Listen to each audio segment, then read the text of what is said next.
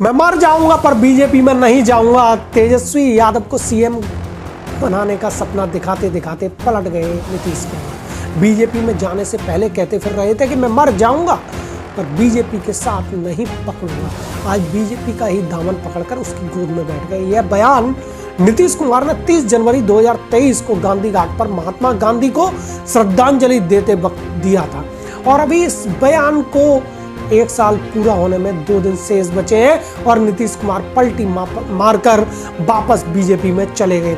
यह नीतीश कुमार के राजनीतिक जीवन की छठी पलटी है। चलिए देखते हैं कि उन्होंने समय समय पर किस तरह से राजनीतिक पलटी मारी। उन्होंने सबसे पहली पलटी साल 1994 में ली, जब बिहार में लालू चमकने लगे थे। तब नीतीश कुमार ने जनता दल का साथ छोड़ दिया और समाजवादी आंदोलन के प्रमुख नेता जॉर्ज फर्नांडिस के साथ मिलकर समता पार्टी बनाई। उस वक्त बिहार में जनता दल की धूम थी और लालू प्रसाद यादव मुख्यमंत्री थे। हालांकि नीतीश कुमार भी जनता दल में ही थे, लेकिन उनकी अपनी महत्वाकांक्षाएं थी। नीतीश कुमार ने जनता दल से अलग होने के पीछे पार्टी में फैले जातिवाद और लालू प्रसाद यादव को जंगल राज करने की वजह बताया था। असर यह हुआ कि 1996 के आम चुनाव में समता पार्टी बीजेपी के साथ गठबंधन कर लिया। 2003 में नीतीश कुमार की समता पार्टी और शरद यादव की जनता दल का विलय करके इन्होंने एक नई जनता दल यूनाइटेड का गठन किया। जेडीयू और बीजेपी का गठबंधन भी बना रहा। इस दौरान नीतीश 3 बार मुख्यमंत्री बने। नीतीश कुमार ने दूसरी पलटी 2013 में ली, जब भाजपा में मोदी का वर्चस्व बढ़ा। 2013 में नरेंद्र मोदी बीजेपी के पीएम पद के उम्मीदवार बने तो नीतीश ने गठबंधन तोड़ लिया। राजनीतिक एक्सपर्ट मानते हैं कि वह खुद को भी प्रधानमंत्री पद का दावेदार समझते थे। 2014 का लोकसभा चुनाव जेडीयू ने अकेले लड़ा और महज 10 सीटों पर सिमट गई। लोकसभा चुनाव में हार के बाद नीतीश कुमार ने सीएम पद से भी इस्तीफा दे दिया। उन्हीं की पार्टी के जीतन राम मांझी बिहार के नए मुख्यमंत्री बने। नीतीश कुमार ने तीसरी पलटी साल 2015 में ली और जंगल राज भूल के लालू प्रसाद यादव के साथ फिर से गठबंधन बनाया। बिहार विधानसभा चुनाव ठीक पहले लालू प्रसाद यादव से हाथ मिलाते हुए जदयू, राजद और कांग्रेस ने महागठबंधन बनाकर बिहार में चुनाव लड़ा। इस महागठबंधन का असर यह हुआ कि राजद ने 80 और जदयू ने 71 सीटों पर जीत हासिल की। नीतीश 5वीं बार बिहार के मुख्यमंत्री बने और तेजस्वी यादव डिप्टी सीएम बने। साल था 2017।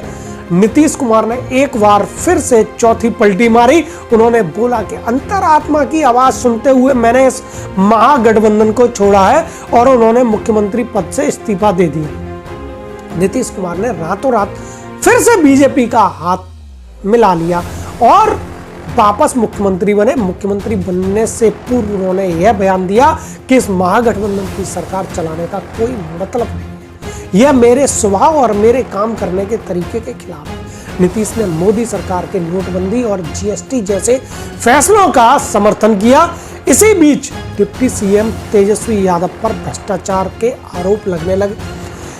नरेंद्र मोदी के साथ नीतीश के राजनीतिक संबंध बहाल हो गए थे और जब नीतीश को लगा कि भाजपा के साथ उनको ज्यादा राजनीतिक फायदा मिल सकता है, इसका असर यह हुआ कि 2019 की लोकसभा चुनाव में जदयू ने 16 सीटें पर जीत हासिल की, जबकि भाजपा 17 सीटें मिली।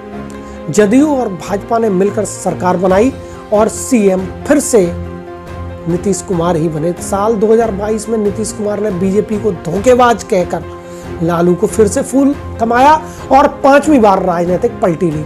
एनडीए गठबंधन से खुद को अलग करते हुए राजद के साथ महागठबंधन में शामिल हुए और 8वीं बार बिहार के मुख्यमंत्री बने।